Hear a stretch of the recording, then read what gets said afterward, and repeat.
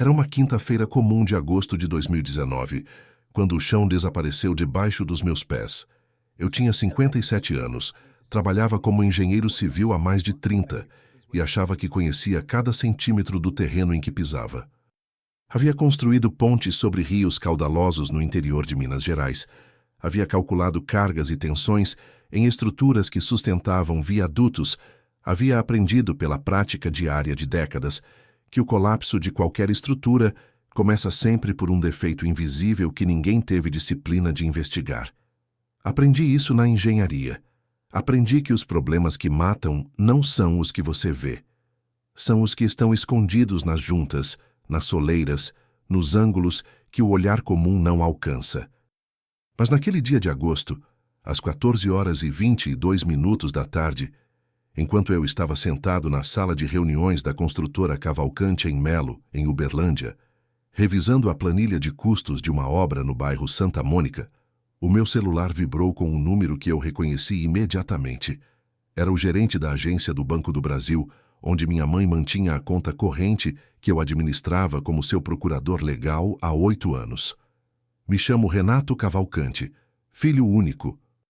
Minha mãe, Dona Aparecida Cavalcante, tinha 74 anos naquele momento e estava internada, como havia estado tantas vezes nos últimos 10 anos, no Hospital do Câncer de Uberlândia, no tratamento de um carcinoma hepatocelular que lhe consumia o fígado em velocidade lenta e cruel. Eram 10 anos de quimioterapia, de internações, de exames, de noites ao lado de sua cama, ouvindo o bip monótono dos monitores. 10 anos nos quais eu havia reorganizado minha vida inteira em função dela. Havia recusado propostas de trabalho em Brasília. Havia encerrado um relacionamento de 4 anos porque minha ex-companheira não suportava a intensidade do compromisso que eu tinha com a minha mãe. Havia transformado minha rotina numa engrenagem cuidadosamente calibrada. Visitas diárias ao hospital, administração das contas dela, supervisão dos cuidados médicos, acompanhamento de exames, reuniões com oncologistas. Minha mãe era o centro do que eu era. Então, o telefone vibrou. Atendi sem sair da reunião. Levantei o dedo sinalizando 1 minuto para o engenheiro Fábio Melo, meu sócio, e me virei de costas para a janela. Renato Cavalcante, eu disse. Boa tarde, senhor Renato. Aqui é o Gilmar, gerente da agência do Banco do Brasil da Avenida João Pinheiro. O senhor tem um momento? Tenho. O que foi? Houve uma pausa brevíssima. O tipo de pausa que separa o que existe antes de uma informação do que existe depois dela. Olha, senhor Renato, me desculpe incomodar. Mas eu precisava ligar porque eu acho que há algo errado aqui. Tem uma pessoa aqui na agência tentando fazer uma movimentação expressiva na conta da senhora Aparecida. Uma transferência de R$180 mil. E essa pessoa apresentou uma procuração em nome do senhor, com a sua assinatura e o seu RG. Eu não disse nada por 1 segundo. Mas eu não estou aí, eu disse devagar, como se precisasse que as palavras ficassem no ar para fazer sentido. Exato, senhor. Por isso eu liguei. Porque essa pessoa está aqui na minha frente e ela tem uma semelhança física muito grande com o senhor. Mesma estatura, mesma cor de cabelo, mesma idade aproximada. Mas alguma coisa na hora de assinar o documento? Não sei explicar. Um detalhe pequeno. A assinatura tem uma fluência levemente diferente da que temos no cadastro. E quando perguntei o número completo do CPF de cor, ele hesitou 2 segundos antes de responder. 2 segundos. O homem que se passava por mim hesitou 2 segundos.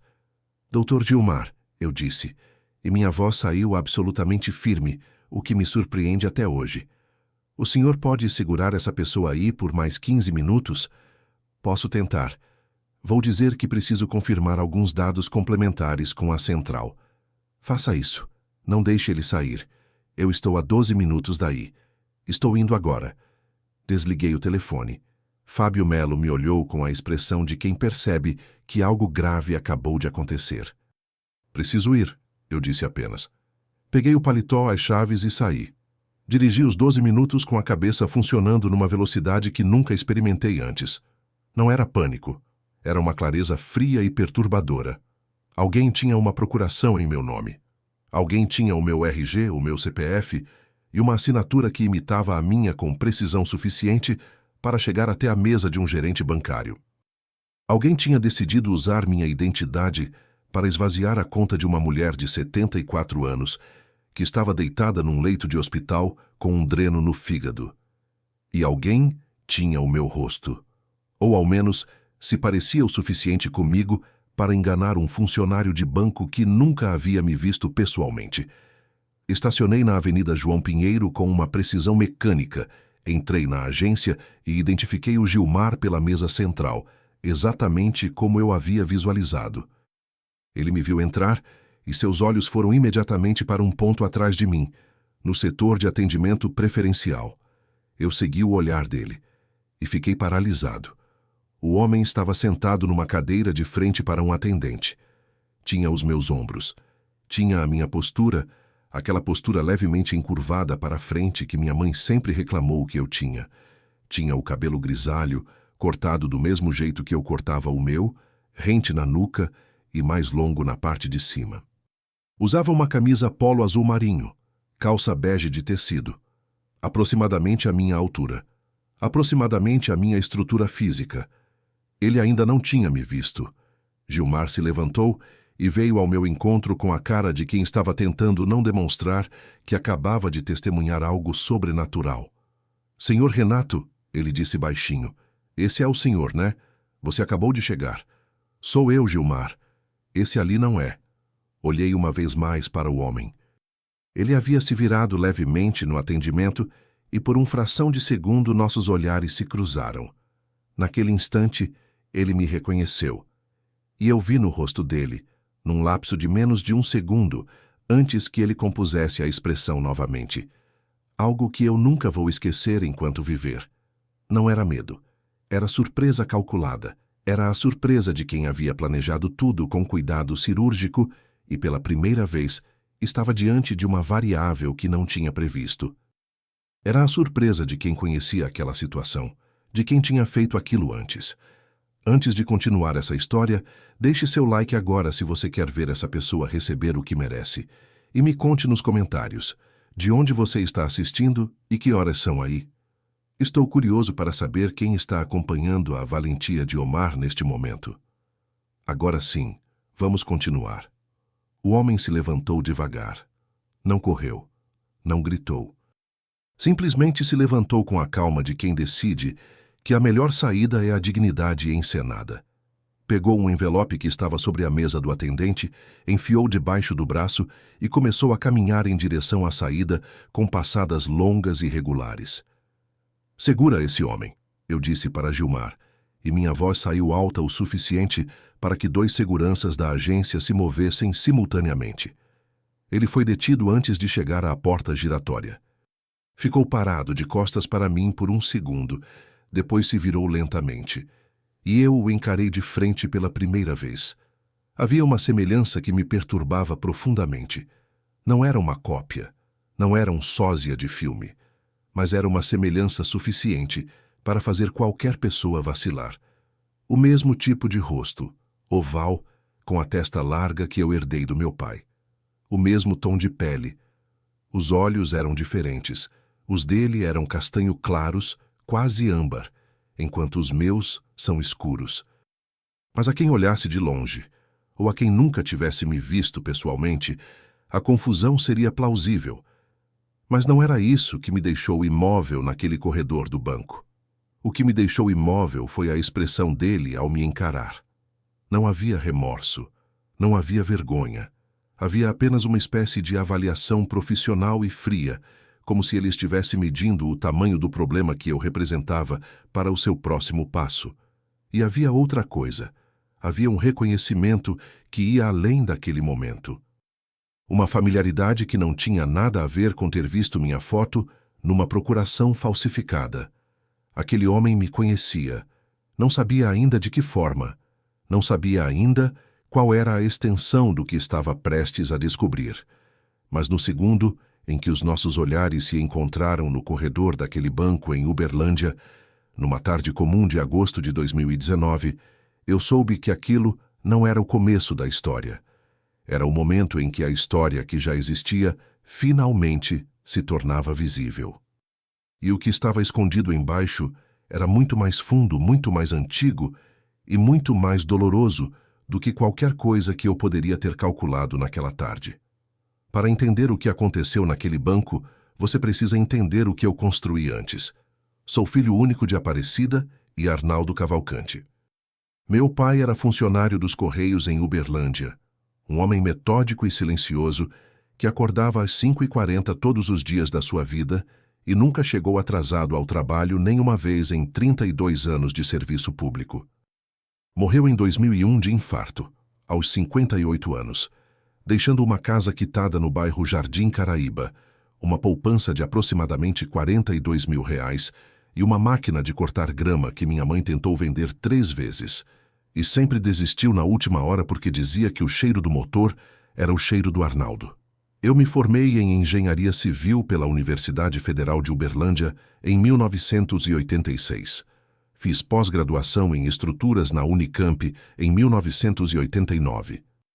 Trabalhei durante 6 anos em construtoras de outros sócios, antes de, em 1995, fundar a Cavalcante Melo Engenharia, junto com Fábio Melo, meu colega de faculdade e único sócio até o dia de hoje. Começamos pequenos, reformas residenciais, pequenas obras comerciais, nada extraordinário.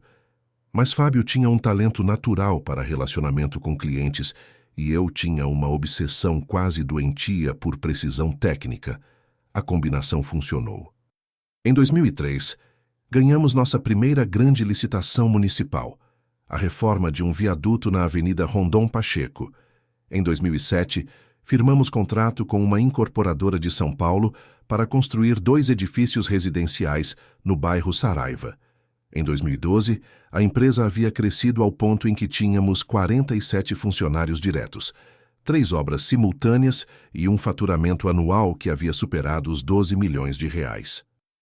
Em 2009, minha mãe foi diagnosticada com carcinoma hepatocelular, estágio 2. Aquilo mudou tudo. Não de forma dramática, não de uma vez. Mudou da forma como as coisas realmente mudam na vida das pessoas, gradualmente, imperceptivelmente, até que um dia você olha para trás e percebe que está em um lugar completamente diferente do que imaginou estar. Nos primeiros 2 anos, minha mãe ainda tinha autonomia. Fazia as próprias refeições, ia às consultas de táxi, mantinha sua vida social com as amigas do bairro.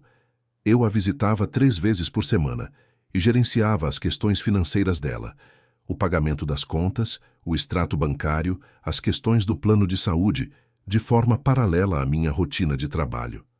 Era pesado, mas era administrável. A partir de 2016, quando o carcinoma avançou para o estágio 3 e as internações se tornaram mais frequentes, eu assumi o papel de cuidador integral.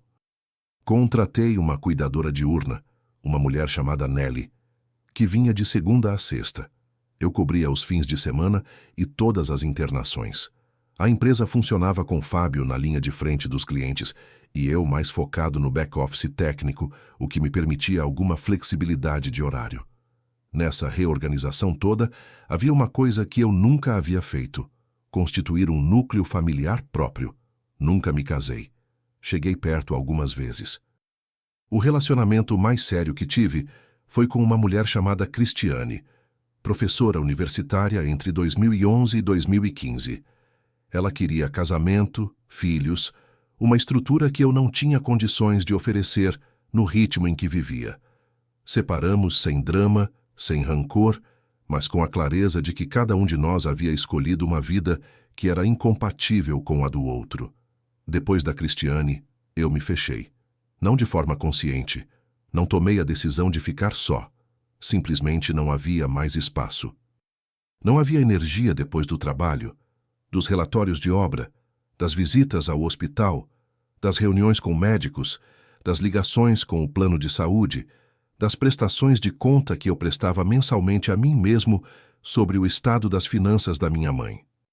Minha mãe tinha, em 2019, um patrimônio composto da seguinte forma: a casa do Jardim Caraíba, avaliada em aproximadamente R$320 mil, uma caderneta de poupança com R$197 mil, acumulada ao longo de décadas de economias do meu pai e do auxílio invalidez que ela recebia, e uma conta corrente com movimentação mensal de aproximadamente R$6 a R$8 mil, destinados ao custeio do tratamento oncológico complementar, exames, medicamentos não cobertos pelo plano, consultas com especialistas.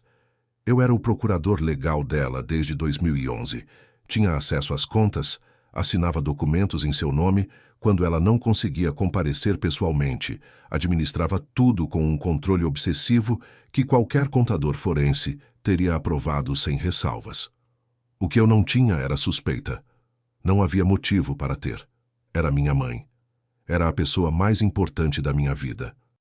Qualquer vulnerabilidade que ela tivesse estava na minha lista de coisas a proteger, não de coisas a monitorar. Mas havia sinais. Quando penso naquele período agora, com a distância de 5 anos e com tudo o que sei hoje, os sinais estão ali tão evidentes que dói. Não porque eu deveria ter visto, mas porque eu escolhi não ver. O primeiro sinal foi em fevereiro de 2018. Minha mãe mencionou durante uma visita de passagem que havia conversado com um advogado muito simpático sobre organizar os papéis dela. Eu perguntei de que advogado ela estava falando e ela ficou levemente confusa. Disse que era alguém que havia sido recomendado por uma amiga, alguém chamado Dr. Gerson. Eu não me aprofundei, pensei, bem, faz sentido que ela queira organizar o testamento. Fiz uma nota mental de que eu deveria sentar com ela para discutir esse assunto com mais cuidado, e depois simplesmente não o fiz, absorvido por uma obra atrasada no bairro Tiberi, que estava me consumindo noites e fins de semana. O segundo sinal foi em julho de 2018. Quando fui pagar uma conta de procedimento médico dela, uma biópsia de acompanhamento, notei que o saldo da conta corrente era aproximadamente R$12 mil, menor do que eu esperava, com base no extrato do mês anterior. Quando questionei minha mãe, ela disse que tinha feito umas compras maiores e dado um dinheiro para a igreja. Eu aceitei. Ela era devota, sempre havia doado para a paróquia. R$12 mil me pareceu alto, mas possível se considerarmos que ela havia feito isso ao longo de algumas semanas. O terceiro sinal, e esse é o que eu nunca me perdoei, foi em novembro de 2018.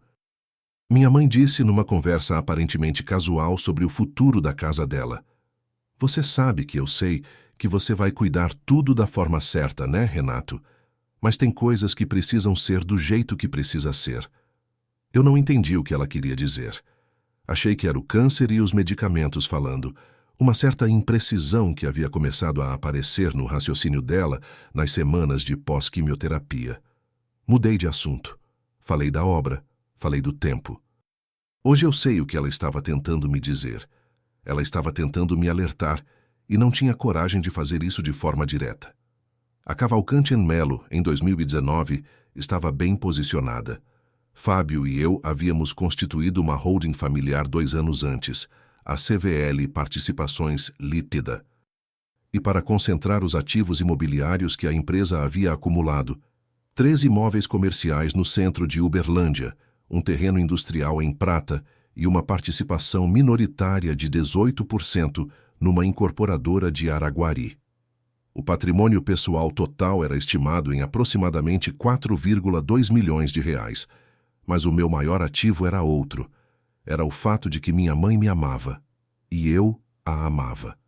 E que essa relação havia sobrevivido a 10 anos de doença, de medo, de dor, de procedimentos médicos que nenhum ser humano deveria ter que suportar, ou ao menos era o que eu achava. O que eu descobri naquela tarde de agosto de 2019, quando encarei aquele homem no corredor do banco, foi que amores podem ser instrumentalizados. Que a confiança tem uma estrutura como qualquer outra estrutura, e que quem conhece os pontos de tensão pode fazer o colapso acontecer de dentro para fora, sem que a superfície apresente qualquer rachadura visível até o momento em que já é tarde demais. O homem se chamava Valmir Peixoto, 54 anos, natural de Patos de Minas. 2 processos na Justiça Estadual de Minas Gerais por estelionato, ambos extintos por acordo, o que em linguagem prática significa que havia encontrado as vítimas e pago o suficiente para que elas desistissem antes do julgamento. Nenhuma condenação formal. Uma folha corrida limpa para quem fizesse uma consulta superficial. Eu só soube disso tudo depois. No dia, a polícia veio à agência, Valmir foi detido para averiguação, a procuração foi apreendida e eu prestei o primeiro depoimento. Mas o que me foi dito naquela tarde pelo delegado de plantão foi suficiente para me avisar. A procuração era tecnicamente bem elaborada. A falsificação da assinatura era competente.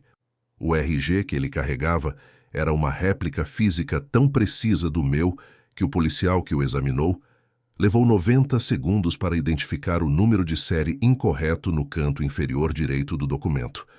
Aquilo não era o trabalho de um amador.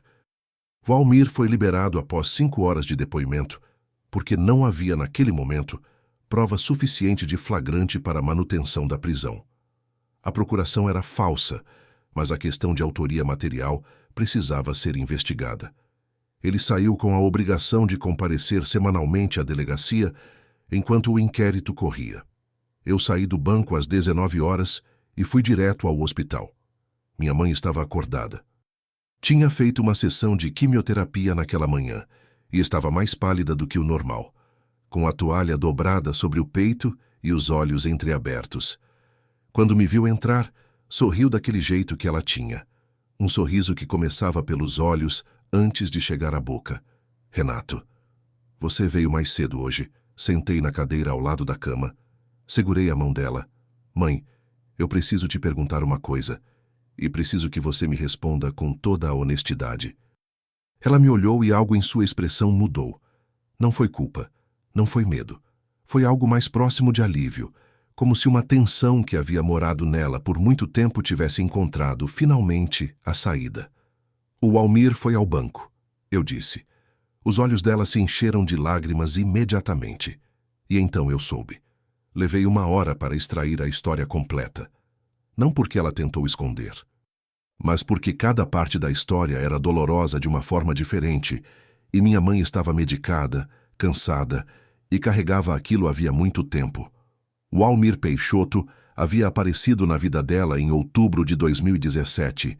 Havia sido apresentado por uma mulher da paróquia, uma senhora chamada Dalva, que depois eu descobriria ter sido paga por Valmir para fazer a apresentação, como um consultor financeiro especializado em planejamento patrimonial para idosos.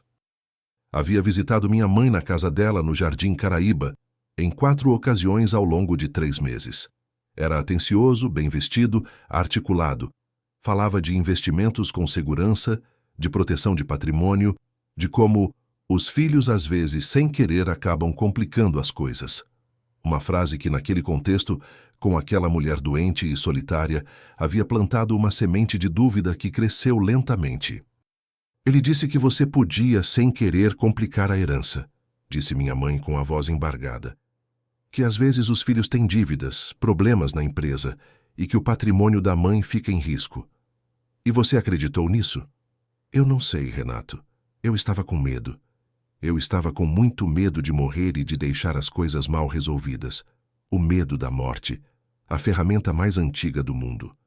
O Valmir havia convencido minha mãe ao longo de 8 meses de visitas regulares, sempre quando eu não estava presente, sempre nos finais de tarde de sexta-feira, quando a cuidadora Nelly já havia ido embora e minha mãe estava em casa sozinha, esperando minha visita do sábado, a assinar uma série de documentos que ele descrevia como medidas preventivas de proteção patrimonial.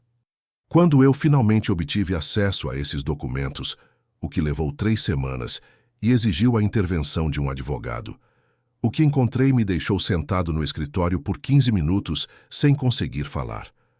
O primeiro documento era uma procuração em nome de Valmir Peixoto, com poderes amplos sobre a conta corrente e a caderneta de poupança de minha mãe, datada de março de 2018, com firma reconhecida em cartório, válida.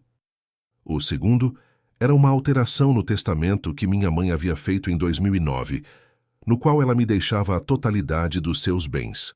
A nova versão, datada de junho de 2018, deixava a casa do Jardim Caraíba para a obra social da Paróquia Nossa Senhora Aparecida e dividia a poupança entre mim, com uma cota reduzida a 40%, e um fundo filantrópico que, depois de pesquisa aprofundada, simplesmente não existia no registro de nenhum cartório ou entidade regulatória do país.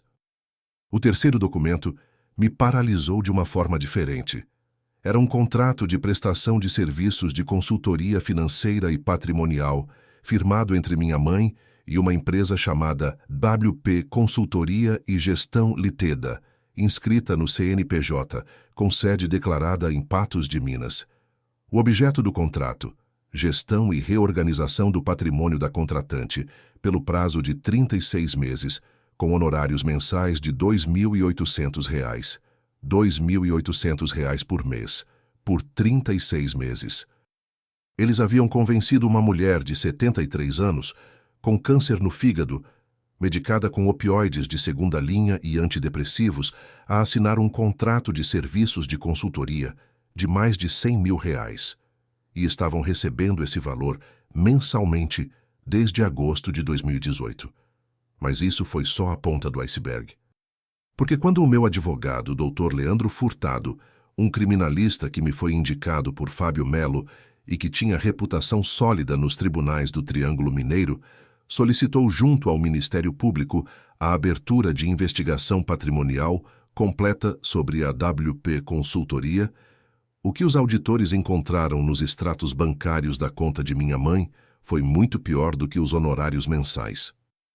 Entre agosto de 2018 e agosto de 2019, 12 meses, haviam saído da conta corrente de Aparecida Cavalcante transferências para a conta da WP Consultoria no valor total de R$ 163.000.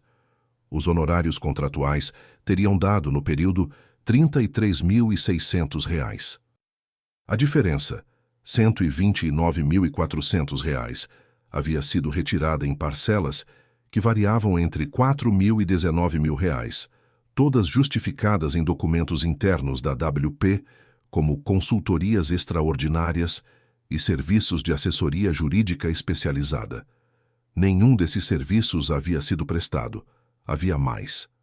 A caderneta de poupança, que em julho de 2018 tinha R$ 197.000, havia sido reduzida para R$ 141.000 até agosto de 2019. R$ 56.000 haviam sido resgatados em 4 operações ao longo de 12 meses, todas com a procuração de Walmir, que ele usou nas agências com sucesso, enquanto o gerente Gilmar, que havia assumido a gerência daquela agência apenas em maio de 2019.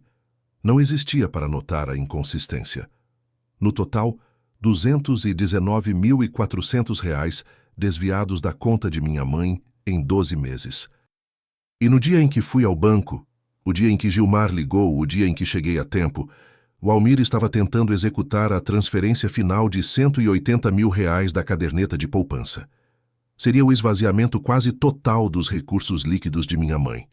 Foi aí que eu percebi o tamanho real do golpe.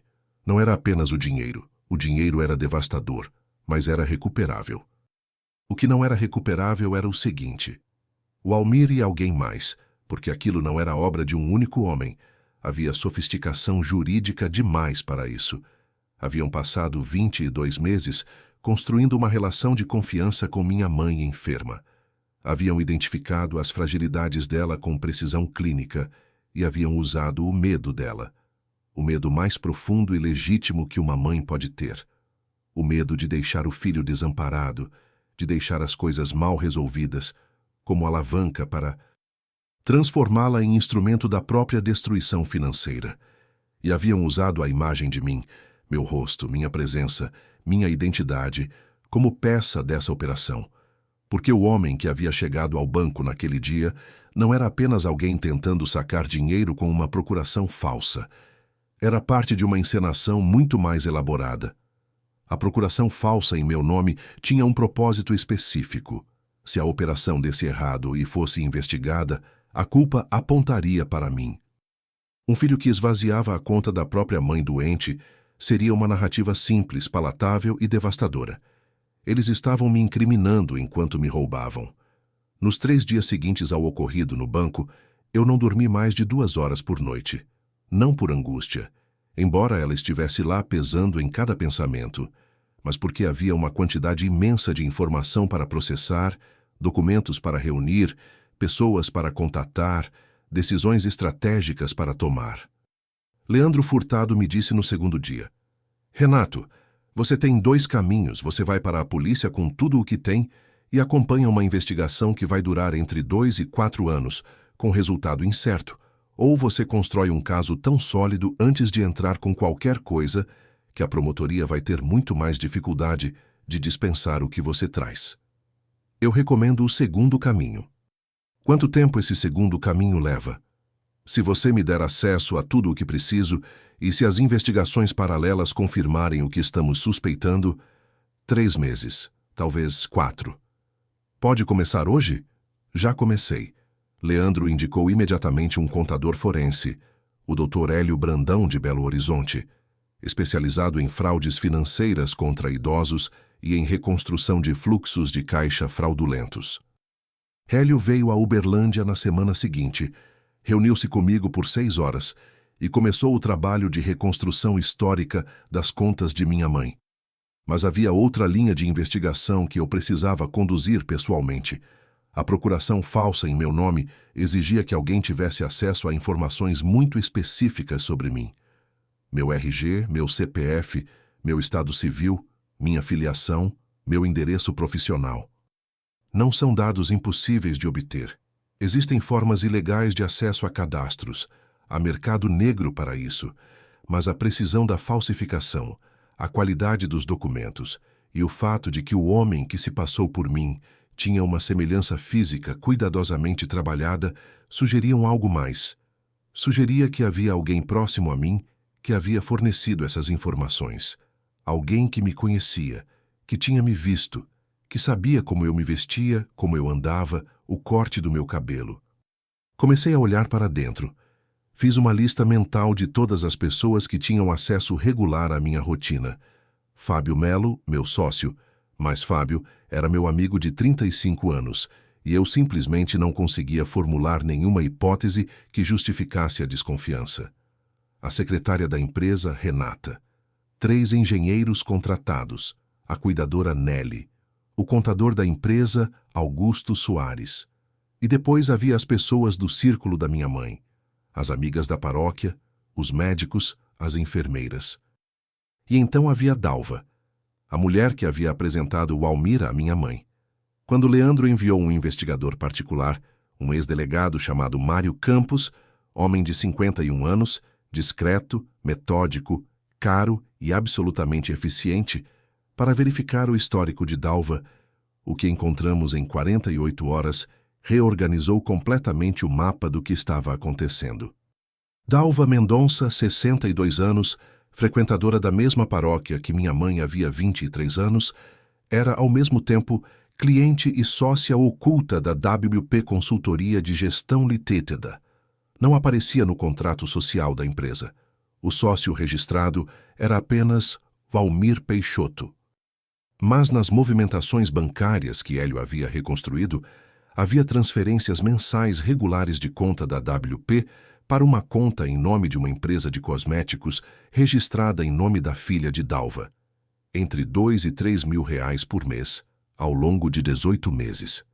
38 mil reais pagos a Dalva para que ela confiasse à sua colega de paróquia, uma mulher enferma e solitária, o nome de um consultor financeiro. Mas ainda faltava o mais importante. Faltava entender quem havia fornecido os dados para a procuração falsa, quem havia preparado o Almir com informações suficientes para que ele se passasse por mim com aquela precisão. Quem havia escolhido um homem com uma semelhança física específica e trabalhado para maximizar essa semelhança. O corte de cabelo, a postura, a roupa. A resposta levou mais 2 semanas para se materializar. E quando veio, chegou de um lugar que eu não esperava. Chegou da Nelly, a cuidadora diurna da minha mãe, que eu havia contratado em 2016, que havia estado presente na vida de minha mãe 5 dias por semana durante 3 anos, que havia me visto chegar e sair centenas de vezes, que conhecia minha rotina, meu jeito de andar, minha forma de me sentar, meu corte de cabelo, as cores das minhas roupas. Mário Campos descobriu que Nelly tinha uma dívida de R$ 26 mil em financiamento de veículo e empréstimo consignado que havia se tornado impagável em 2017. Descobriu que essa dívida havia sido integralmente quitada em fevereiro de 2018, 6 meses antes do início dos desvios da conta de minha mãe, por uma transferência de uma conta no nome da filha de Dalva. Nelly havia sido comprada por R$ 26 mil. Em troca, havia fornecido durante meses informações sobre mim, fotos tiradas às escondidas, cópias de documentos que minha mãe tinha guardados em casa, entre eles uma cópia do meu RG e do meu CPF que minha mãe guardava numa pasta com os documentos da família, e detalhes físicos e comportamentais suficientes para que Valmir pudesse trabalhar a semelhança visual com consistência. A extensão do que eles haviam montado me deixou pela primeira vez, desde o início de tudo, com algo próximo de náusea. Não era um golpe improvisado. Era uma operação com pelo menos 3 pessoas, com financiamento prévio, com planejamento que remontava a pelo menos 2 anos antes do dia em que Gilmar ligou para o meu celular. Havia alguém com conhecimento jurídico suficiente para produzir os documentos com aquela qualidade, o testamento alterado, a procuração ampla, o contrato de consultoria. Havia alguém com acesso a falsificadores de documentos de identidade competentes o suficiente para enganar seguranças e caixas de banco. Havia uma rede, e havia, em algum lugar dessa rede, um advogado. Porque aqueles documentos tinham um nível de precisão jurídica que não era compatível com o Valmir Peixoto, um homem que havia chegado ao banco usando paletó em agosto, o que, em Uberlândia, é basicamente uma declaração pública de que você está trabalhando, e que, segundo os registros que obtivemos, havia cursado apenas o ensino médio. Quem era o advogado? Leandro Furtado levou 3 semanas adicionais para descobrir. Que o nome que ele trouxe foi o que finalmente me fez sentar numa cadeira, fechar os olhos por um longo tempo e entender que aquilo havia começado muito antes de eu imaginar. O advogado era o Dr. Gerson Lacerda, o mesmo advogado muito simpático que minha mãe havia mencionado em fevereiro de 2018, o mesmo que ela havia descrito como alguém indicado por uma amiga. Gerson Lacerda tinha 48 anos e um escritório de advocacia relativamente modesto no centro de Uberlândia, especializado em direito sucessório e planejamento patrimonial. Tinha uma reputação mediana no meio jurídico local, nada extraordinário, nada suspeito. Mas Mário Campos descobriu que Gerson havia estado matriculado na OAB-MG por 18 anos, com um único processo disciplinar encerrado sem penalidade há 10 anos. O que Mário descobriu foi outra coisa. Gerson Lacerda era primo de 2º grau de Valmir Peixoto e havia aberto o escritório de advocacia em 2012 com um empréstimo de R$ 40 mil, cuja origem, segundo os registros bancários que Hélio rastreou, era uma conta no nome de uma empresa registrada em Patos de Minas, a cidade natal de Valmir. A rede era familiar, e ela existia há, no mínimo, 7 anos. Foi aí que o jogo virou de vez. Não porque eu quisesse vingança, pelo menos não no sentido vulgar da palavra. O que eu queria era reconstrução. Queria os documentos fraudulentos invalidados. Queria o dinheiro da minha mãe recuperado.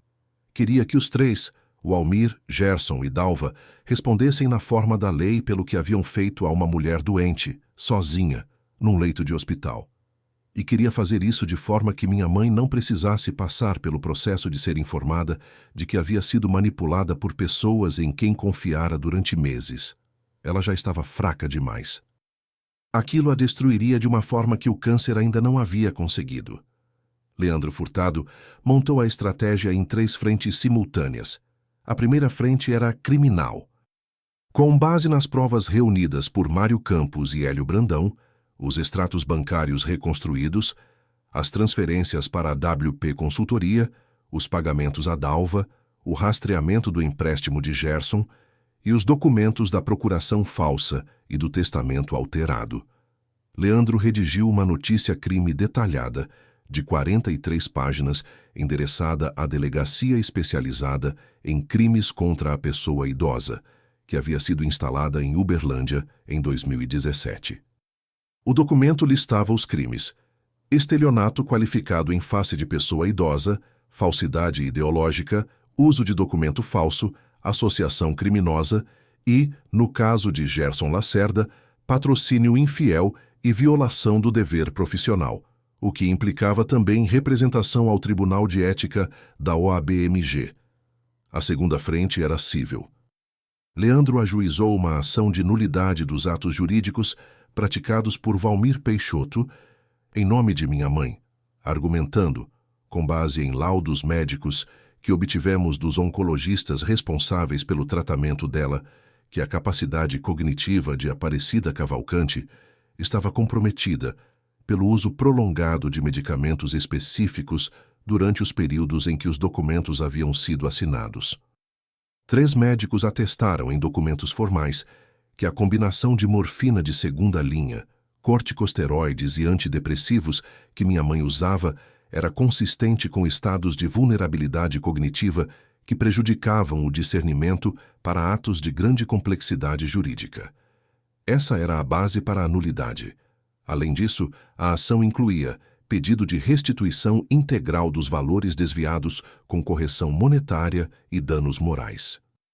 A terceira frente era a que exigia de mim um esforço diferente. Era o teatro social. Leandro foi muito claro sobre isso. Renato, se eles souberem que você está construindo esse caso, vão começar a desfazer os rastros. Vão cancelar contas, transferir ativos, sumir com documentos. O Valmir já foi detido uma vez. Ele está avisado de que você está atrás dele. O Gerson vai estar em modo de alerta. Você precisa, por mais difícil que seja, agir normalmente. Não pode parecer que está investigando. Não pode mudar de comportamento de forma visível.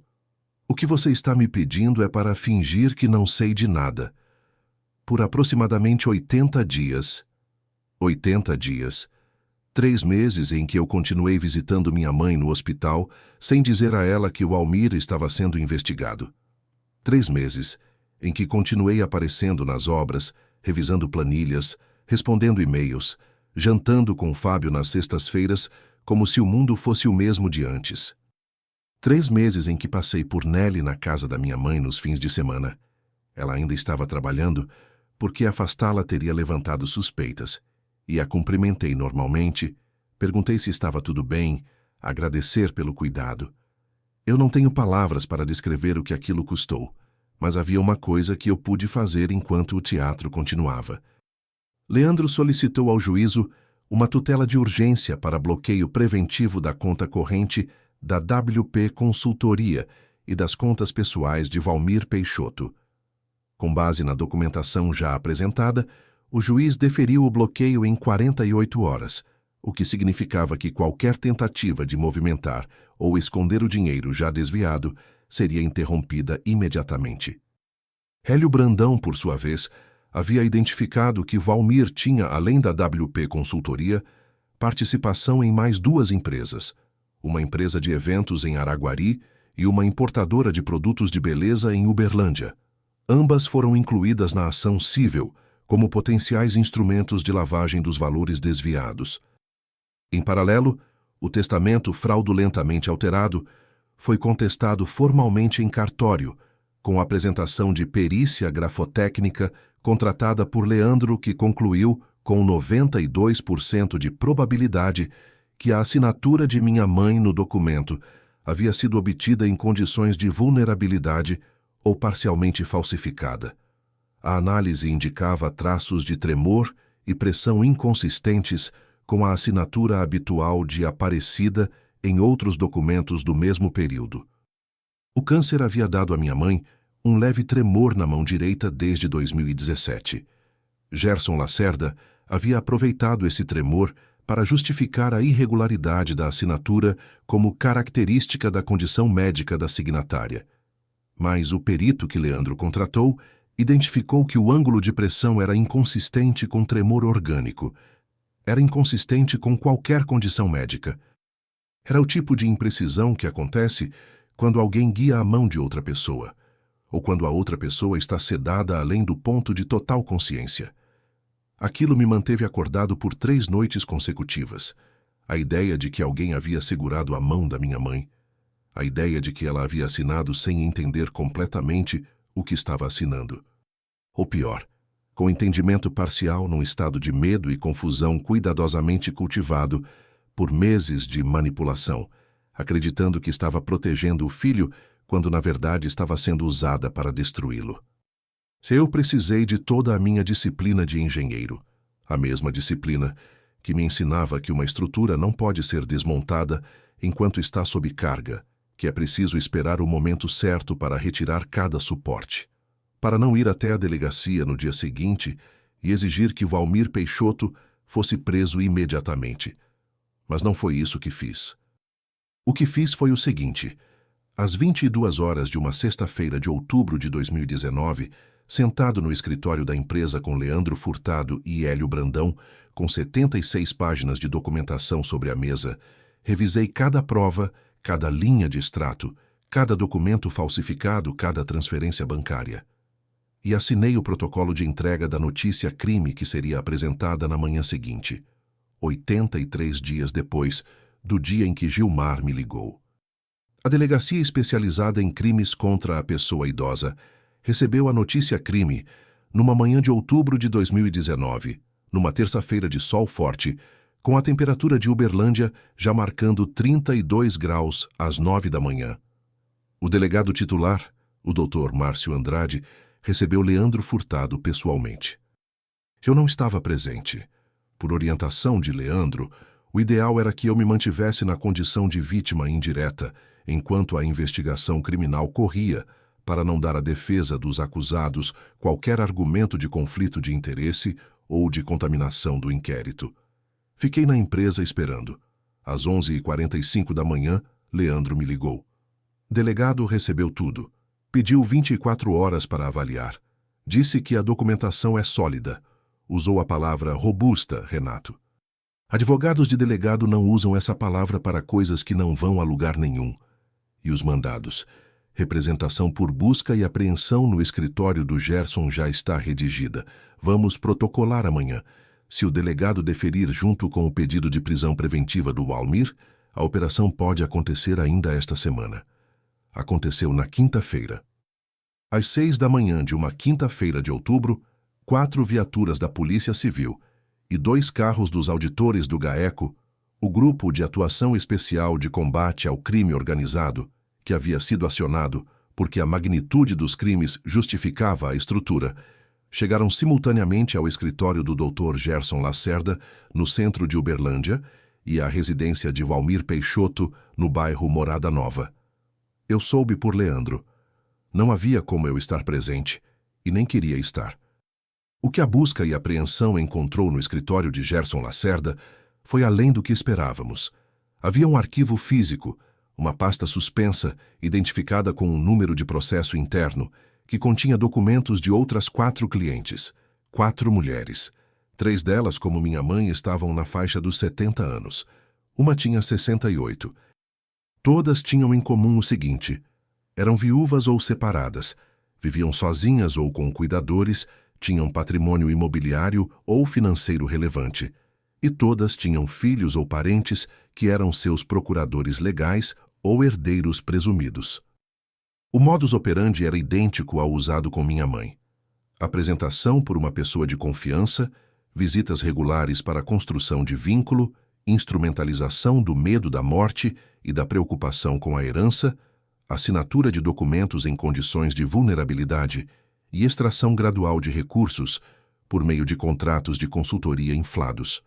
Valmir Peixoto e Gerson Lacerda haviam feito aquilo com pelo menos 5 mulheres idosas em Uberlândia e região. O valor total estimado desviado, segundo o Hélio Brandão, que foi contratado pelo próprio GAECO para expandir a auditoria, estava próximo de R$1.200.000 ao longo de 4 anos de operação. Quando Leandro me ligou com essa informação, eu tive que parar o que estava fazendo e sair do escritório. Fui para o estacionamento. Fiquei parado ao lado do carro por alguns minutos. Não era sobre mim. Nunca havia sido apenas sobre mim. Gerson Lacerda foi preso preventivamente na manhã da busca e apreensão. O juiz havia deferido a prisão preventiva com fundamento no risco de destruição de provas e na continuidade delitiva. Havia evidências nos documentos encontrados de que a operação estava em andamento com pelo menos 2 das outras vítimas identificadas. O Walmir Peixoto não foi encontrado na residência. Havia saído na noite anterior. Um vizinho relatou ter visto uma mala sendo carregada para um carro às 23 horas de quarta-feira. Alguém o havia avisado. Esse foi o primeiro contragolpe. Leandro não ficou surpreso. Em toda operação desse tipo, há algum ponto de vazamento. Pode ter sido alguém do cartório, pode ter sido um funcionário da delegacia, pode ter sido o próprio Gerson que conseguiu mandar uma mensagem antes dos mandados serem cumpridos. O que importa é que o Walmir em fuga não prejudica o processo. Ele vai ser incluído em lista de procurados. A conta está bloqueada, os bens estão bloqueados. Ele não vai conseguir tocar no dinheiro. Mas ele está solto. Por enquanto. O segundo contragolpe veio da direção que eu menos esperava.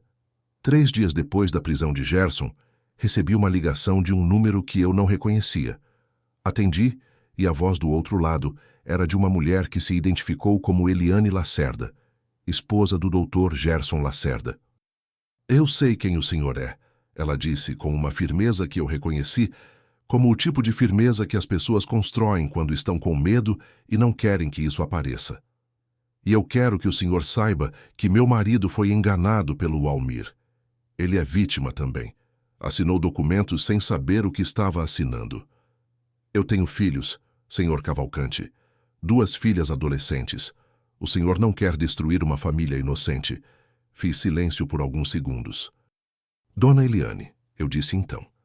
A senhora sabe que essa ligação pode ser gravada? Ela desligou.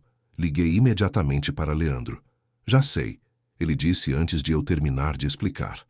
Recebi uma chamada do advogado de defesa do Gerson há 1 hora. Estão montando a tese de coautoria por coação. Vão tentar construir que o Walmir coagiu o Gerson a participar. Isso funciona?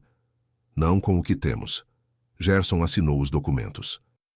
Gerson acompanhou as visitas à sua mãe em pelo menos 2 ocasiões, o que nós temos registrado nas câmeras de um comércio próximo à casa dela. Gerson recebeu honorários da WP Consultoria nos últimos 3 anos. A coação é uma tese desesperada. E o Walmir? A PF está verificando movimentações de fronteira. Ele foi visto em Campo Grande 2 dias depois de desaparecer. Não temos confirmação, mas há uma probabilidade razoável de que esteja tentando sair para o Paraguai. O Paraguai. Claro. O terceiro contragolpe foi mais doloroso do que os 2 primeiros. Foi o que aconteceu com a Nelly. Quando a investigação avançou ao ponto em que o nome dela havia sido incluído no inquérito como suspeita de participação nos crimes, Leandro havia apresentado ao delegado as evidências do pagamento da dívida e da provisão de informações sobre mim. A Nelly foi intimada para depor. Ela não apareceu na primeira intimação. Apareceu na segunda, acompanhada de um advogado que claramente havia sido contratado às pressas e que tinha a expressão de quem não havia lido o processo com atenção suficiente. No depoimento, ela negou tudo. Disse que a quitação da dívida havia sido um empréstimo de uma amiga. Disse que nunca havia fornecido informações sobre mim a ninguém. Disse que não conhecia Walmir Peixoto nem Gerson Lacerda. Cada uma dessas afirmações era contradita por evidências concretas que o delegado tinha em mãos. Depois do depoimento, enquanto eu esperava do lado de fora com Leandro, vi Nelly sair da delegacia. Ela me viu. Parou por um segundo. Havia algo em sua expressão que eu nunca havia visto nos 3 anos em que ela havia cuidado da minha mãe. Não era remorso, não exatamente. Era uma espécie de colapso. Como se todas as justificativas que ela havia construído para si mesma ao longo dos meses de participação naquilo estivessem desmoronando simultaneamente diante do peso real do que tinha feito. Eu não disse nada. Ela abaixou os olhos e foi embora. O processo seguiu. A audiência de custódia de Gerson Lacerda, realizada 2 dias após a prisão, Havia convertido a prisão preventiva em medidas cautelares, uso de tornozeleira eletrônica, entrega do passaporte, proibição de se ausentar do estado de Minas Gerais e suspensão do exercício da advocacia. A OAB-MG, acionada pela representação disciplinar que Leandro havia protocolado, instaurou procedimento próprio paralelamente ao inquérito criminal. Nas semanas seguintes, Hélio Brandão finalizou a auditoria forense e entregou um relatório de 91 páginas que mapeava com precisão cirúrgica todos os fluxos de entrada e saída das contas da WP Consultoria, identificando os valores desviados de cada uma das 5 vítimas identificadas, os valores repassados a Dalva e a Nelly, os honorários pagos a Gerson Lacerda e um excedente de aproximadamente R$142 mil depositados em contas de terceiros que a auditoria identificou como potenciais laranjas. Esse relatório foi protocolado no juízo civil, no inquérito criminal e enviado ao Ministério Público Estadual, que instaurou ação penal independente. No dia 23 de novembro de 2019, em uma tarde que eu nunca esquecerei, fui ao hospital visitar minha mãe como de costume. Ela estava um pouco melhor naquele dia. Havia comido bem no almoço, me disse a enfermeira. Estava sentada na cama com um livro de palavras cruzadas que ela sempre levava nas internações. Sentei ao lado dela. Ficamos um tempo sem falar, como fazíamos às vezes. Ela fez algumas palavras cruzadas. Eu olhei pela janela para o estacionamento do hospital. Depois de uns 20 minutos, ela disse: "Você está diferente, Renato." "Como assim, mãe?" "Você está mais quieto do que de costume. Mas não é o quieto preocupado que você fica quando tem obra atrasada. É outro quieto." Eu a olhei. Tinha 74 anos e câncer no fígado, e estava deitada num leito de hospital, mas havia uma agudeza nos olhos dela que a doença nunca havia conseguido apagar. "Estou resolvendo umas coisas," eu disse. Ela me olhou por um momento. "Eu sei que você vai resolver," ela disse então, e voltou para as palavras cruzadas. Eu precisei sair do quarto para não chorar na frente dela. Quando voltei 5 minutos depois, com os olhos secos e a expressão composta, ela não disse mais nada sobre o assunto, mas ficou segurando a minha mão por um tempo mais longo do que o habitual. Era o jeito dela de dizer que sabia o que havia acontecido, ao menos parte, que sabia que eu havia descoberto e que me pedia perdão da única forma que podia, sem palavras, sem explicações, com apenas o peso silencioso de sua mão sobre a minha. O Walmir Peixoto foi localizado em Foz do Iguaçu em dezembro de 2019, quando tentou cruzar a fronteira com o Paraguai usando um passaporte falso. Foi preso pela Polícia Federal. O passaporte falso acrescentou à sua situação o crime de falsificação de documento público federal. Ele foi transferido para Uberlândia no dia 12 de dezembro. Na chegada ao aeroporto, havia 2 repórteres de veículos de comunicação locais. Não porque eu havia acionado a imprensa, quero deixar isso claro. Eu havia sido explicitamente orientado por Leandro a não fazer isso. Mas o GAECO havia emitido uma nota sobre a operação, identificando a natureza dos crimes e o número de vítimas, e os veículos locais cobriram a chegada. A foto de Walmir Peixoto algemado no aeroporto de Uberlândia saiu na edição do dia seguinte do principal jornal digital da cidade. Não havia triunfo no que eu senti quando vi aquela foto. Havia apenas o silêncio pesado de quem havia percebido, ao longo de 4 meses de investigação, que as histórias de traição raramente têm a forma que a gente imagina. Raramente há um monstro de rosto deformado. Há homens de 50 e tantos anos, com corte de cabelo similar ao seu, e sapato limpo e dicção cuidada, que identificam a sua vulnerabilidade com a precisão de um scanner e passam anos construindo a estrutura do colapso com paciência de arquiteto. E há mulheres de 74 anos que estão sozinhas demais, que têm medo demais do que vem depois, que confiam demais em quem se mostra gentil nas horas certas. E há filhos que trabalham demais e visitam de menos, e acham que cuidar de alguém é o mesmo que estar presente, quando, na verdade, presença é muito mais do que corpo no espaço. O jogo havia virado, mas não da forma que me satisfazia. A audiência de instrução e julgamento no juízo criminal foi marcada para o dia 17 de março de 2020. Sim, 17 de março de 2020. 4 dias antes, o Ministério da Saúde havia declarado emergência de saúde pública em razão do Covid-19. 2 dias antes da audiência, o Tribunal de Justiça de Minas Gerais emitiu resolução, determinando a suspensão de todos os atos processuais presenciais por prazo indeterminado. A audiência foi suspensa. Eu não tinha palavras para o que senti naquele momento. Havia passado 6 meses construindo aquele processo pedra por pedra. Havia organizado cada evidência, cada depoimento, cada laudo pericial. Havia mantido o teatro social por 83 dias. Havia visto Gerson Lacerda preso e Walmir capturado em Foz do Iguaçu. E agora, a 4 dias da audiência que deveria colocar tudo diante de um juiz, o mundo havia parado. Leandro foi pragmático. Renato, o processo não para. A instrução escrita continua. O inquérito criminal está concluído. A auditoria está concluída. As peças já estão no processo. A audiência presencial é o último passo formal antes da sentença. Quando o judiciário retomar, e vai retomar, nós estamos prontos. Quando isso vai acontecer? Não sei, ninguém sabe. Aconteceu em setembro de 2020. O Tribunal de Justiça implementou o sistema de audiências por videoconferência. E a audiência de instrução e julgamento foi redesignada para o dia 8 de setembro de 2020, às 14 horas, realizada de forma remota, com as partes conectadas de locais diferentes, mas com a mesma solenidade processual de qualquer audiência presencial. Eu assisti de uma sala separada do escritório de Leandro, com uma cadeira, uma jarra de água e uma janela que dava para a Avenida Rondon Pacheco.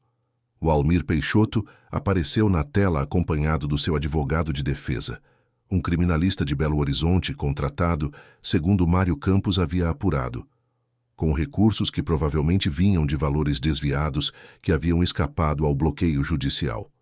Usava uma camisa branca. Estava com a barba feita.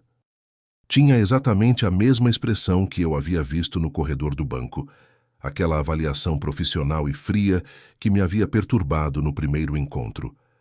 Gerson Lacerda estava conectado da casa onde cumpria as medidas cautelares, com a tornozeleira eletrônica visível abaixo da calça, no único momento em que a câmera abaixou o suficiente. Sua mulher, Eliane, aparecia ao fundo desfocada antes de sair do enquadramento. O promotor, Dr. Alexandre Martins, foi direto e preciso. Apresentou as provas na ordem que Hélio Brandão havia organizado. Os extratos, as transferências, os documentos falsificados, os laudos médicos sobre a vulnerabilidade cognitiva de minha mãe, a perícia grafotécnica do testamento, os pagamentos a Dalva e a Nelly, os registros de câmera das proximidades da casa de minha mãe, a ficha de antecedentes de Walmir com os processos anteriores. A defesa de Walmir tentou argumentar que as transferências eram legítimas, amparadas por contratos válidos, livremente assinados. O juiz interrompeu essa linha de argumento no 3º minuto, citando especificamente o laudo médico que atestava a vulnerabilidade cognitiva de minha mãe nos períodos de assinatura dos documentos. O contrato de prestação de serviços e a procuração ampla foram assinados durante internações prolongadas e sob uso contínuo de opioides de segunda linha, disse o juiz, com uma secura que não admitia réplica. Os laudos apresentados são inequívocos quanto à limitação da capacidade volitiva da signatária nesses períodos. Prossigamos. A defesa de Gerson tentou a tese da coação que Leandro havia previsto. O promotor a destruiu em 2 minutos, citando os depósitos bancários regulares feitos pela WP Consultoria para Gerson ao longo de 3 anos, 36 pagamentos mensais, totalizando R$262 mil em honorários. Nenhuma pessoa coagida recebe honorários regulares por 3 anos sem acionar qualquer autoridade. Dalva havia firmado acordo de delação premiada em julho de 2020, em troca de pena reduzida e cumprimento em regime aberto. Seu depoimento gravado foi exibido na audiência. Ela confirmou a totalidade do esquema. Identificou o papel de cada um e detalhou como havia sido recrutada por Walmir em 2015 com a promessa de comissão sobre cada vítima trazida. Nelly havia feito o mesmo, em acordo separado, com representação de advogado público. Seu depoimento acrescentou os detalhes sobre como havia observado minha rotina, tirado as fotos às escondidas, copiado os documentos do armário de minha mãe. Quando chegou a hora do meu depoimento, eu estava preparado, havia ensaiado com Leandro por horas. O juiz me fez as perguntas padrão de verificação de identidade e depois me pediu para descrever o dia em que fui ao banco.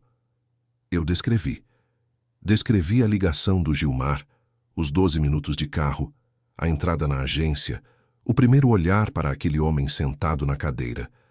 Descrevi os nossos olhares se cruzando. Descrevi o que vi na expressão dele. O juiz me ouviu sem interromper.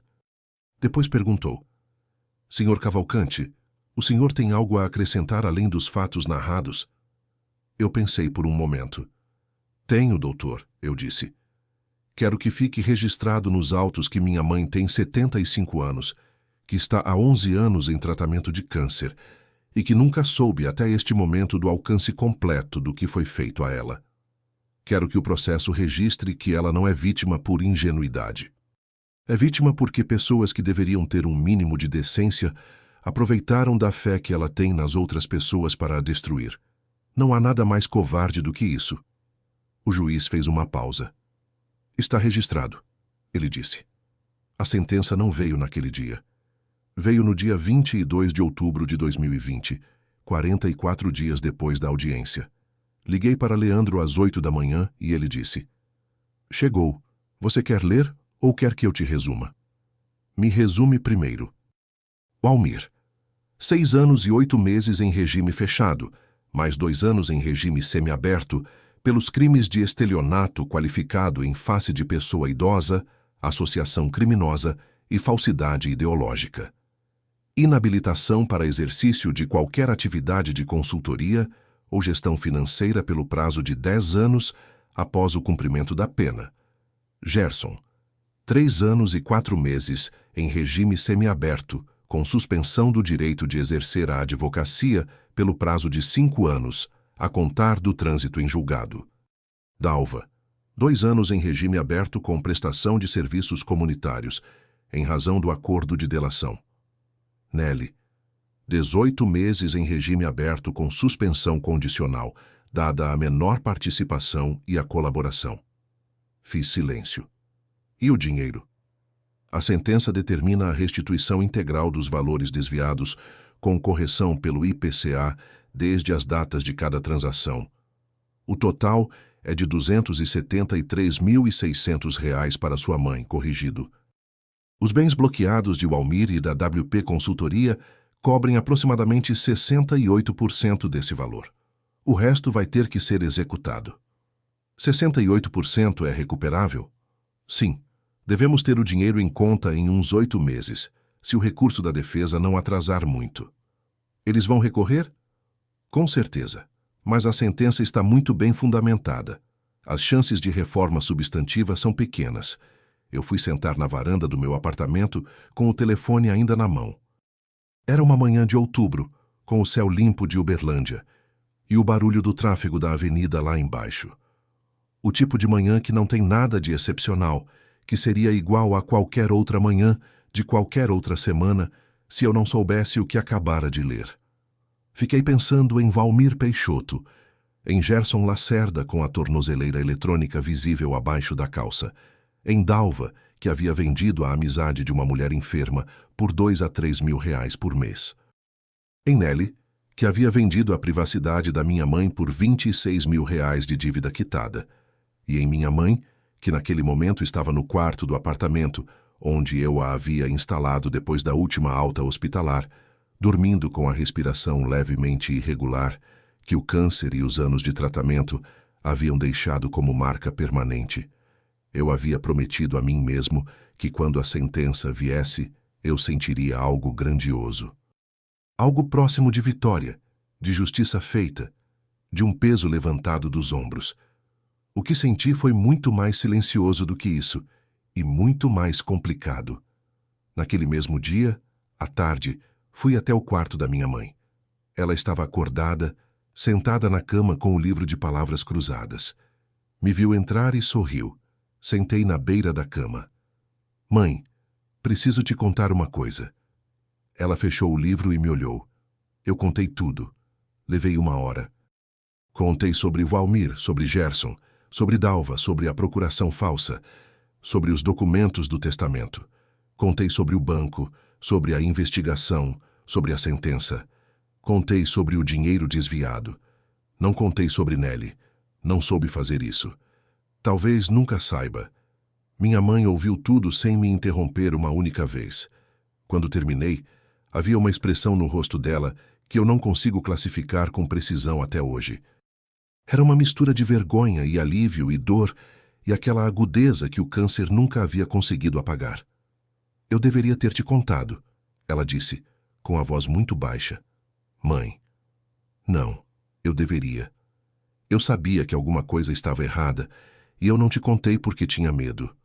Ela parou por um momento. Medo de que você achasse que eu tinha ficado boba. Medo de que você me achasse fraca. Eu sei que você se preocupa demais comigo e eu não queria dar mais trabalho. Eu peguei a mão dela. Você nunca foi trabalho nenhum, mãe. Ela ficou olhando para a janela por um tempo. Esse homem era muito gentil, Renato. Ela disse então, com uma voz que era, ao mesmo tempo, a voz de uma mulher velha e enferma e de uma mulher que ainda precisava entender o mundo. Ele me ouvia, perguntava das coisas, me tratava como se as minhas preocupações fossem importantes. Ela pausou. Eu estava muito sozinha. Aquelas 4 palavras caíram dentro de mim como 4 pedras pesadas num poço fundo. Eu estava muito sozinha. Não havia resposta adequada para isso. Não havia argumentação, nem recriminação, nem absolvição que fosse suficiente diante da verdade simples e devastadora daquelas 4 palavras. Minha mãe havia estado sozinha, e eu havia estado presente sem estar presente. Havia administrado as finanças dela, supervisionado o tratamento médico, pago as contas, organizado os documentos, coordenado os cuidadores, e havia feito tudo isso com a eficiência de um engenheiro que calcula cargas e tensões e distribui forças com precisão. O que não havia calculado era a carga da solidão. O peso de uma mulher de 70 e tantos anos que olha para a parede do quarto de hospital e não tem ninguém para conversar sobre as coisas pequenas, as preocupações banais, os sonhos que ela ainda tinha, as memórias do meu pai que ela carregava há quase 20 anos. E naquele vazio havia entrado um homem gentil e atencioso que perguntava sobre as coisas. Eu me levantei, fui até a janela, fiquei com o dorso voltado para ela por um momento. Me perdoa, eu disse, com a voz embargada. Você não tem nada que ser perdoado, ela disse. Tenho. Você sabe que tenho. Ficamos em silêncio por um longo tempo. Depois ela disse com uma leveza que não era negação, mas era aquele tipo específico de paz que os velhos constroem depois de muita dor. O livro de palavras cruzadas tem uma que eu não estou conseguindo descobrir. 7 letras. O que o tempo cura. Eu voltei para a beira da cama. Peguei o livro. Olhei para a grade de palavras. Ferida, eu disse. Ela considerou. Não. 7 letras. Saudade. Ela sorriu. Saudade. A OAB-MG, em julgamento do Tribunal de Ética realizado em fevereiro de 2021, determinou a exclusão definitiva de Gerson Lacerda dos quadros da Ordem. Era o fim da carreira dele. As outras 4 vítimas identificadas pela investigação receberam, com base no relatório de Hélio Brandão, ações judiciais individuais movidas pelo Ministério Público. Em 3 desses casos, os familiares que não sabiam do que havia acontecido foram acionados e envolvidos nas ações. O impacto sobre aquelas famílias foi, segundo soube depois pelos promotores, profundo e doloroso. O dinheiro não compra de volta o que a manipulação desfaz. A apelação de Valmir e de Gerson foram julgadas pelo Tribunal de Justiça de Minas Gerais em junho de 2021. A pena de Valmir foi mantida integralmente. A pena de Gerson foi levemente reduzida, de 3 anos e 4 meses para 2 anos e 10 meses, em razão de um argumento da defesa sobre a participação relativa de cada réu. Leandro considerou que a redução era irrelevante do ponto de vista prático. O valor de restituição chegou parcialmente à conta de minha mãe em março de 2021, R$ 186 mil, o correspondente à parte já liquidada dos bens bloqueados. O restante foi executado ao longo dos meses seguintes, com a venda judicial dos imóveis de Walmir e da participação dele nas empresas cobertas pelo bloqueio. Minha mãe nunca tocou no dinheiro restituído. Pediu a mim que o investisse para ela. Eu o coloquei num fundo de renda fixa conservador e ele está lá até hoje. Minha mãe morreu em abril de 2022, não por causa do que aconteceu. Morreu por causa do câncer, que havia retornado em estágio 4 no início daquele ano, e que levou 6 semanas para fazer o que 10 anos de quimioterapia haviam atrasado. Estive com ela todos os dias das últimas 6 semanas. Não porque havia prometido isso. Não porque havia culpa a ser compensada. Estive porque queria estar. Porque aprendi, de uma forma que só a vida sabe ensinar, que presença não é um ato administrativo. Nas últimas 2 semanas, quando ela não tinha mais energia para falar muito, ficávamos em silêncio. Eu segurava a mão dela. Às vezes, ela dormia enquanto eu segurava a mão dela. Às vezes, ela estava acordada e ficávamos os dois olhando para a janela do quarto do hospital, que dava para um jardim interno pequeno, onde havia um jacarandá que florescia em roxo intenso naquele final de março. Na tarde do penúltimo dia, ela me disse: "Você cuida das coisas difíceis muito bem, Renato. Sempre soube. Mas agora você precisa aprender a cuidar das coisas fáceis também." Não entendi completamente o que ela queria dizer naquele momento. Entendi depois. O testamento que havia sido fraudulentamente alterado foi anulado pelo juízo em outubro de 2020, com base na sentença do processo criminal e na perícia grafotécnica. O testamento original de 2009 foi restabelecido. A casa do Jardim Caraíba passou para o meu nome em maio de 2022, um mês depois do falecimento. Não a vendi. Fiz algumas reformas, pintei as paredes na cor que minha mãe gostava, um amarelo claro que ela dizia que era a cor do sol de manhã cedo. E a aluguei para uma família jovem do bairro, que tem uma filha de 7 anos. A menina às vezes brinca no jardim, onde meu pai costumava cortar a grama com aquela máquina que minha mãe nunca conseguiu vender. Hoje, em 2024, com 62 anos, eu ainda toco a Cavalcante em Melo com o Fábio. A empresa passou pela pandemia com perdas consideráveis. Perdemos 2 contratos e precisamos reduzir o quadro de funcionários de 47 para 32. Mas sobreviveu e está, neste momento, executando 4 obras simultaneamente em Uberlândia e uma em Uberaba. Eu me casei. Não vou entrar em detalhes sobre isso porque não é o que essa história é. Vou dizer apenas que encontrei alguém que entende o que é cuidar de outro ser humano com a totalidade do que você tem, e que essa pessoa me ensinou com paciência e sem dramatismo que cuidar das coisas fáceis, como minha mãe havia me dito, é sentar à mesa num jantar de terça-feira sem agenda, sem obra, sem planilha, e simplesmente estar. Walmir Peixoto está no sistema penal, cumprindo pena. Não acompanho os detalhes da progressão de regime. Não tenho interesse nisso. Gerson Lacerda perdeu o escritório, que foi vendido em leilão judicial. Soube por Leandro que está trabalhando como assessor administrativo em uma empresa de logística no interior. Nunca mais exerceu advocacia. Dalva faleceu em 2023, de causas naturais. Não fui ao velório. Não há o que dizer sobre isso. Nélia ainda mora em Uberlândia, segundo sei. Nunca mais falei com ela. Nunca mais precisei falar.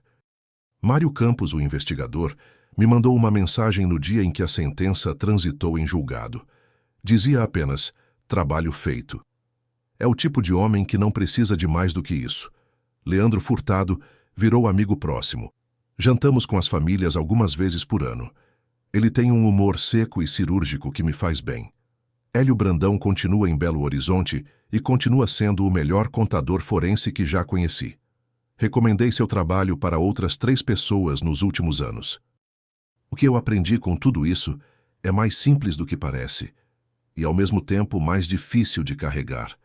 Aprendi que confiança e presença não são a mesma coisa, que você pode confiar plenamente em alguém e, ainda assim, deixá-lo sozinho de um jeito que abre espaço para o mundo entrar pelos lugares errados. Aprendi que os golpistas mais eficazes do mundo não são os mais inteligentes, são os mais pacientes. São os que identificam o vazio em outra pessoa e passam meses, às vezes anos, preenchendo esse vazio com atenção e gentileza antes de sugar tudo o que há dentro. Aprendi que a lei, quando usada com paciência e disciplina e com um bom advogado ao seu lado, funciona. Não da forma espetacular que a gente imagina em momentos de raiva. Funciona de forma lenta, burocrática, às vezes frustrante, cheia de adjornamentos e prazos e petições. Mas funciona. Aprendi que a justiça não desfaz o que foi feito. O testamento alterado foi anulado, mas minha mãe ainda assinou aquele papel. O dinheiro foi parcialmente restituído, mas as noites em que ela ficou acordada com medo ainda aconteceram. A sentença condenou Valmir, mas os meses em que ela acreditou que eu poderia, sem querer complicar as coisas, ainda existiram dentro dela. Justiça repara, não apaga. E aprendi, e isso é o que fica, o que carrego todos os dias, o que me acordou às 3 da manhã mais de uma vez, nos primeiros meses depois que ela se foi, que cuidar de alguém que você ama não é uma lista de tarefas a executar, não é um processo a otimizar.